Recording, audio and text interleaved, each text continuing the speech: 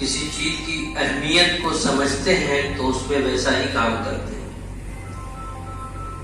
ہمارا ایک بیٹا اگر کسی اسکول کی طرف جا رہا ہے تو اس کے لیے ماں صبح اٹھ کر کے ناشتہ تیار کرتی ہے، اسے اس کا چہرہ دھلاتی ہے، اچھے کپڑے پہناتی ہے اور اسکول تک بھیجنے کا نظم بھی کرتی ہے۔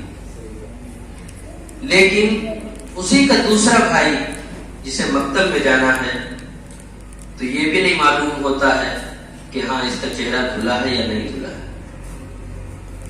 یہ بارہا دیکھنے کو بھی ملتا ہے، اور کوئی بھی شخص ہم میں سے روز کے روز دیکھ سکتا ہے وہ وہاں جا رہا ہے عصری تعلیم حاصل کرنے، لیکن جب کلام اللہ کو پڑھنے کے لیے جاتا ہے تو اس وقت اس کی کیا حیثیت ہوتی ہے۔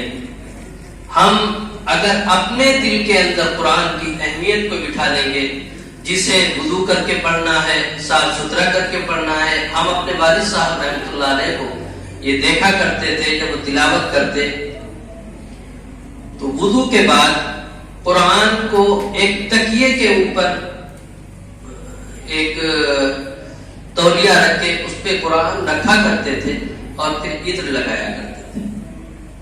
اس تولیے میں بھی عطر لگاتے تھے، اپنے کپڑوں میں بھی عطر لگایا کرتے تھے۔ کیوں؟ اب اللہ کے کلام کی تلاوت ہونے جا رہی ہے، اس کی اہمیت کو کوئی سمجھے یا نہ سمجھے۔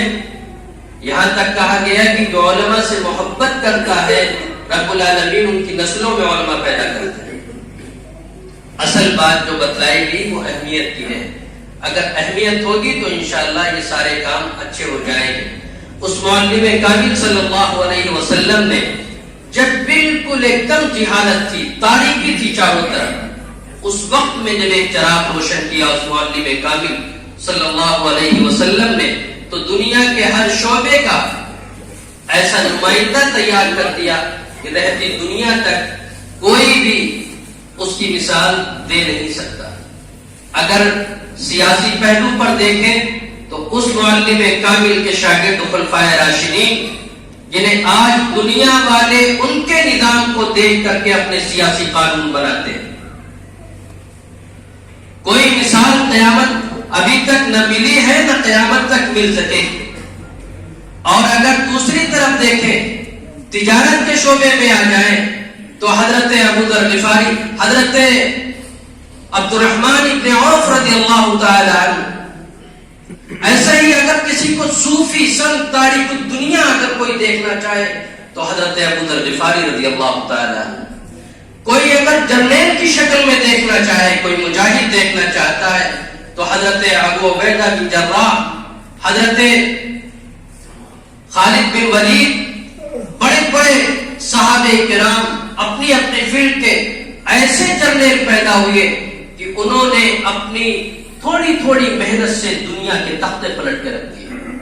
یہ بس بات وہی تھی، جب معلم کامل کا نقشہ ہم لوگ اتاریں گے تو انشاءاللہ آج بھی وہ انقلاب آپ برپا کر سکتے ہیں۔ تو یہ نظام بنایا ہے جمعیت علماء ہند نے، مختلف جہاد پر اس وقت وہ کام کر رہی ہے۔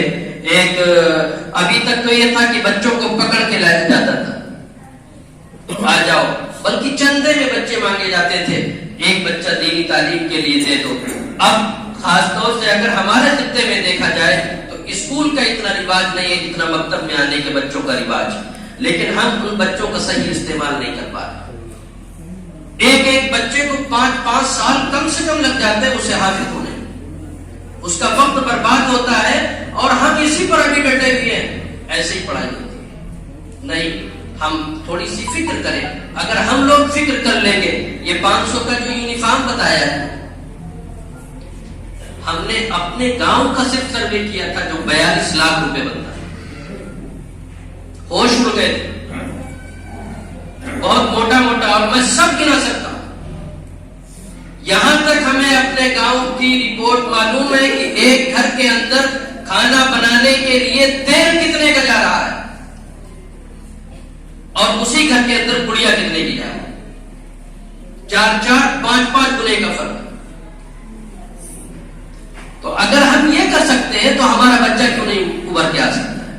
وہی بات کہ ایک بھائی کی ہم 1000 فیس دودھ میں جمع کر سکتے ہیں تو 100 روپے مکتب میں نہیں خرچ کر سکتے۔ صرف اس لیے ہے قرآن کی اہمیت نہیں بیٹھی. قرآن کی اہمیت جس دن بیٹھے گی تو انشاءاللہ یہ ساری چیزیں آسان ہو جائیں. فکر کوئی کسی اور کو نہیں کرنے کی ضرورت ہے، ہمارے اور آپ کے کرنے کی ضرورت ہے. ہم لوگ اٹھیں گے تو انشاءاللہ یہاں پر ہم نے درخواست بھی کی ہے مولانا سے کہ انشاءاللہ رسول پور کا تو عہد کر چکے ہیں کہ ہم اسے پورا کرنے کی کوشش کریں گے. آپ نے اگر 15 بچوں پر بھی محنت کر لی، انہیں دیکھ کر کے وہ بچہ اپنے گھر پہ ضد کر لے کہ نہیں میں بھی ویسے ہی جاؤں گا، اور چھوڑ دیجئے آپ کو فکر اتنی کہ گھر والے کہاں سے لائیں گے، جھوٹ ہے کہاں سے لائیں گے. اگر وہ فضول خرچ کر سکتا ہے تو اس میں کیوں نہیں خرچ کر سکتا؟ یہ ہماری اور آپ کی ذمہ داری ہے. نکال دیجئے. کوئی نہیں آنا چاہتا ہے نہ آئے، جماعت میں بھیج دیں گے کہ وہاں دین سیکھ لے. مکتب کے 2 حصے کر دیجئے. ایک میں اگر آپ نے یہ نظام قائم کر دیا تو دوسرا آٹومیٹک وہاں آنے کی کوشش کرے. ہر ایک کو اسٹیٹس کی ضرورت ہے. میرا بچہ کہاں پڑھ رہا ہے؟ فلاں جگہ. یہ بھی نہیں پتا ہے ابھی ABC آ رہا نہیں آ رہا، لیکن پڑھ کہاں رہا ہے؟ فلاں جگہ. خطے کے کتنے لوگ یہاں سے اٹھ کر کے چلے گئے محمدی کرائے پہ مکان لے لی، 6 مہینے میں واپس آ گئے. لیکن کیوں؟ نام ہوگا میرا. نام کرنا ہے تو قرآن میں سب سے زیادہ نام. آپ تلاوت کیجئے تو آپ کو لوگ اپنے سروں پہ بٹھانے کے لیے تیار ہیں. لیکن ہماری کوتاہیاں ہی ہیں. ہم کسی کو اس کے خطابار نہیں کہہ سکتے. ہم لوگوں کی بہت کافی بڑی ہم لوگوں کی تعداد ہے ایسی کہ اگر 10 بچوں پر بھی ہم محنت کریں تو بچوں کا ایک لمبی قطار لگ جائے گی. رسول پور ہی کے بچے میرے خیال سے تقریباً 80 کے قریب تو بچے اس وقت باہر ہوں گے ہی جو 1-2 سال میں عالم ہو کر کے آنے والے. گردہا کے بھی کم سے کم ایسے ہوں گے جو 1-2 سال میں 35-40 بچے فارغ ہو کر کے آنے والے ہوں گے. اس خطے کا ماحول بنا ہے دین کا، لیکن ہم صحیح استعمال کریں. تو اگر ہم لوگ تھوڑی سی فکر کریں گے تو انشاءاللہ یہ ماحول اچھا بن سکتا ہے. رسول پور ہے، گردہا ہے، ڈھاکہ ہے، دیوریا ہے، متنا ہے، مظفر پور ہے، دھرہا ہے. یہاں کے جو اس علاقے کے مجھا لکھا وغیرہ کے جو مکاتب ہیں وہ اگر تھوڑی سی فکر کریں، تھوڑے بچوں پہ چاہے کر لیں تو بہت آسانی کے ساتھ انشاءاللہ یہ ہو سکتا ہے. انشاءاللہ ہم مولانا کو یقین دلاتے ہیں رسول پور کے سلسلے میں، اور امید یہی گردہا کے سلسلے میں بھی ہے جہاں ہم لوگ آپس میں ہی یہاں پر بات چیت کر کے نظام کو طے کرتے ہیں. یہ پورے خطے میں انشاءاللہ ہم لوگ بیٹھ کر کے اس کا کوئی نظام بنا کر کے